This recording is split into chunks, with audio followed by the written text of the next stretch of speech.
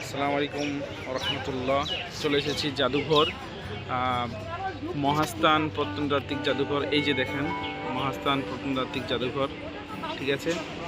এটা এটাতে অনেক প্রত্নতাত্ত্বিক আদিম যুগের জিনিস আছে।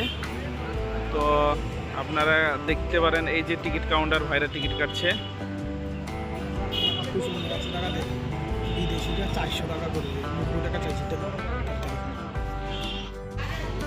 আমরা এই যে গেট দেখতে পাচ্ছেন, এই গেটে ঢুকবো, ঠিক আছে। এই গেটে পাহারাদাররা আছে। এই যে গেটে ঢুকলাম, কত সুন্দর জায়গা, খুবই সুন্দর জায়গা। এখানে ফুল বাগিচা আছে, সব এগুলা সব লাগিয়েছে, ঠিক আছে। इंशाअल्लाह सब कुछ ठीक हो जाएगा, लेकिन वीडियो में याद रखना।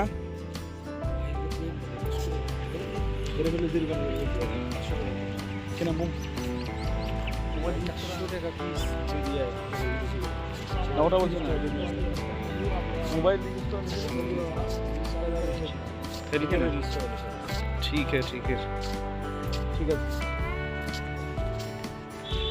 এই যে দেখো এখানে লেখা আছে দরজার ফ্রেম 18 শতক শেরপুরে প্রাপ্ত। কত সুন্দর।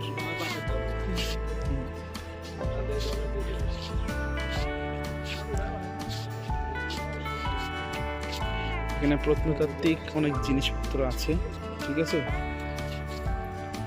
এই যে সামনে দেখতে পাচ্ছেন, এখানে আছে প্রত্নতাত্ত্বিক জাদুঘর, মহাস্থান প্রত্নতাত্ত্বিক জাদুঘর। এগুলো আমরা ইতিহাসে বইয়ে পড়েছি, আমি হিস্ট্রিতে অনার্স করেছি আলহামদুলিল্লাহ। তো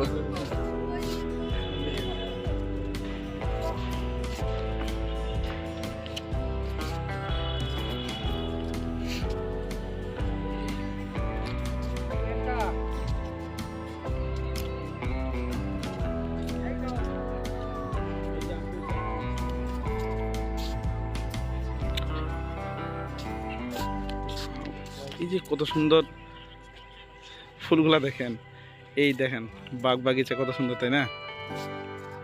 খুবই ভালো লাগছে, কত সুন্দর ফুল, তাই না? খুবই ভালো লাগছে, তাই না? দেখতে খুবই সুন্দর লাগছে। এই যে দেখেন শুধু ফুল আর ফুল, খুবই সুন্দর। আপনি যেটাই দেখবেন সেটাই মনে হবে অতুলনীয় একটা সৌন্দর্য। কালো পাথরের দরজার ফ্রেম।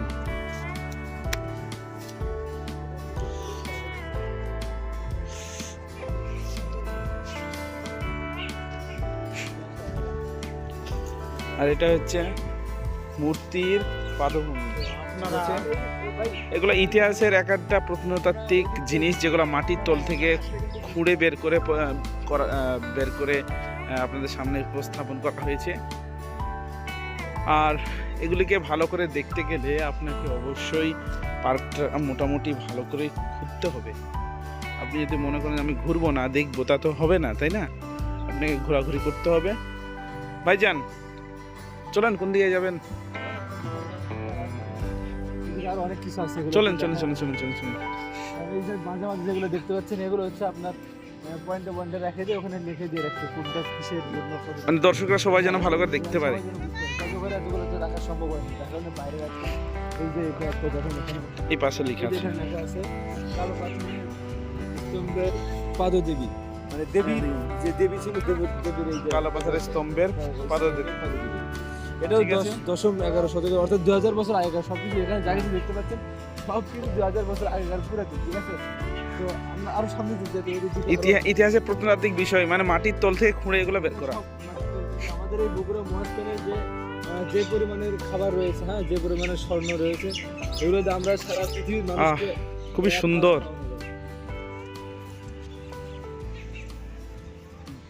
সেন্ট শুকলে মনে হয়